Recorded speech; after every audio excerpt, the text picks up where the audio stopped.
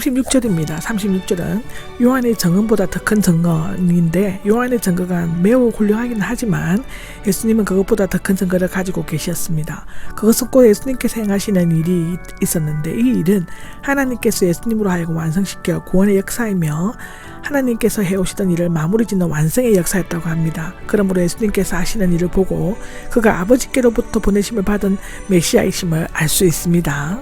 아멘. 37절입니다. 37절에는 7이 나를 위해 증언해 주셨다는데 하나님께서는 세례시 변화산에서 헬라인이 방문했을 때 들었던 음성일 수가 있습니다. 그러나 죄로 오염된 인간들은 그 귀가 막혀서 그 음성을 듣지 못하였으며 그 눈이 가려워져서 그 모습을 보지 못하였습니다. 그러나 인간들에게 더욱 분명하게 알려지는 하나님의 직접적인 증거는 믿는 자들의 마음속에 있습니다. 요한일서 5장에 나옵니다. 이 증거는 예수님께서 유대인들을 책망하시고 있었기 때문에 예언자들의 증거를 통한 구약의 말씀으로 보는 견해도 있지만 목소리에서 모습이 나오는데요. 사람들이 하나님의 목소리를 듣거나 그 모습을 보려고 하는 노력은 언제나 실패할 수밖에 없습니다. 예수님께서는 자기를 본 사람은 아버지를 보았다고 말씀하셨죠. 38절입니다. 38절에는 그분의 말씀은 마음속에 가지고 있지 않았다인데 너희는 너희 가운데 거하는 그의 말씀 즉 예수님을 가지고 있지 않다.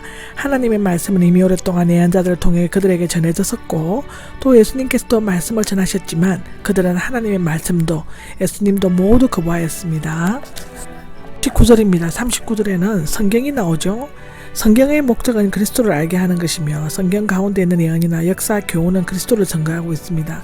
유대인들은 성경을 열심히 연구하면 그 성경 안에 영원한 생명이 있다고 생각하였고 랍비들은 성경의 문자를 구원의 수단으로 기계적으로 사용하였습니다. 여기에서 연구하는 것은 개가 먹을 것을 찾아 이리저리 헤매는 것을 나타냅니다.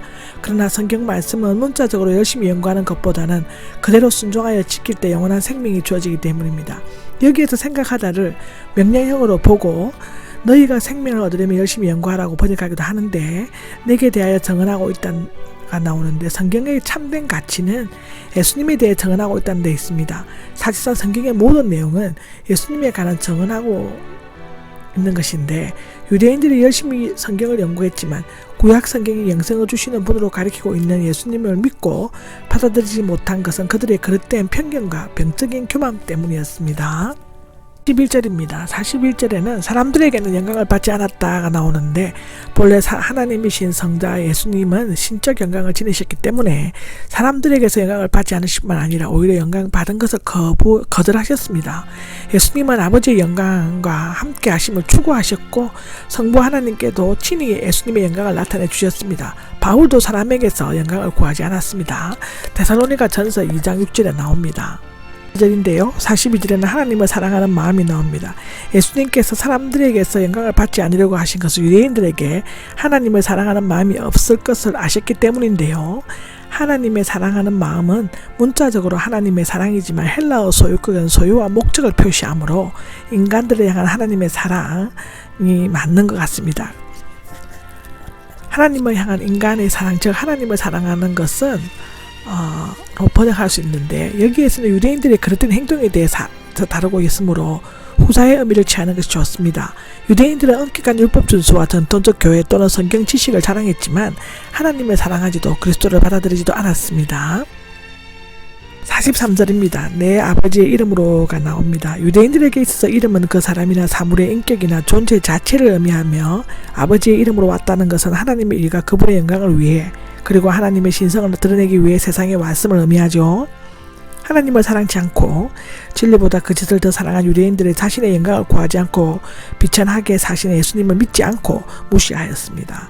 만일 다른 사람, 즉 거짓의 예언자나 즉 그리스도의 예수님의 이름으로 와서 자기의 영광을 보여주고 그들의 육신을 기쁘게 했다면 그들을 받아들여지는 것입니다. 마태복음 24장 5절, 마가복음 13장 6절을 보시면 됩니다. 불신앙은 언제나 하나님 외의 것을 사랑하고 그것을 기뻐하는 것이라고 분명히 성경은 기록하고 있습니다.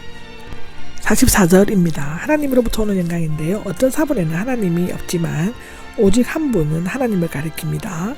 로마서 16장 27절에도 나옵니다. 사랑과 하나님께로부터 동시에 영광을 구하는 것은 실제로 불가능함에도 불구하고 바리새인들은 두 가지를 다 얻으려고 한 것은 어리석은 착각이요 불신앙적인 위선이었습니다. 그들은 하나님의 영광보다는 사람의 칭찬을 더 좋아했습니다. 45절입니다. 45절은 고발하는 사람인데 예수님께서 장차 하나님 앞에서 유대인들을 고발하지 않으실 것이다는데 그는 단지 그들의 회개를 촉구할 뿐만 아니라 그들의 고발할 사람들은 그들이 자기 편이라고 믿고 있는 모세입니다. 하나님께서 모세에게 주신 계시는 예수님을 통해 주신 계시와 조금 다르지는 않습니다. 누가복음 16장 31절, 로마서 10장 4절을 보시면 됩니다. 그들이 모세의 말을 믿는다면 예수님의 말씀도 당연히 믿어야 할 것인데 따라서 예수님의 말씀을 거부한 것에 대해서 모세가 고발하게 될 것입니다. 46절입니다. 모세를 믿었더라면이 나오는데 모세는 장차 올 메시아에 대해서 많이 언급하였는데요. 말하자면 출애굽기에 기록된 성막의 역사, 레위기의 각종 제사들과 희생제물 등 모두 그리스도의 모형이었습니다. 만일 그들이 모세를 믿었다면 모세가 증거한 예수님도 믿었을 것이죠. 그들의 강팍하고 어두워진 마음은 예수님을 믿지 않았을 뿐 아니라 그를 십자가에 못 박게 하는 실로 어처구니 없는 죄를 지더리고 말았습니다. 구약과 신약은 별개의 것이 아니라 동질의 양면과 같이 동일한 것입니다. 구약이 신약의 그림자라면 신약은 구약의 본체이죠.